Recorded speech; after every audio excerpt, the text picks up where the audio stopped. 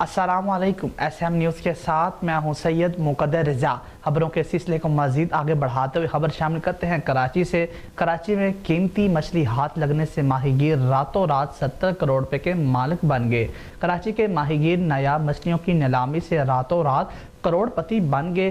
Coastal media centre के मुताबिक इब्राहिम हैदरी के माहीगीरों ने बड़ी तादाद में सवा मछलियां पकड़ लीं। तिब्बी फवाइद के हामिल जाल में आने वाली मछलियों की मालियत 70 करोड़ रुपए है। कोस्टल मीडिया सेंटर के मुताबिक नायाब सवा मछली का गोश्त सिर्फ 1000 रुपए किलो है।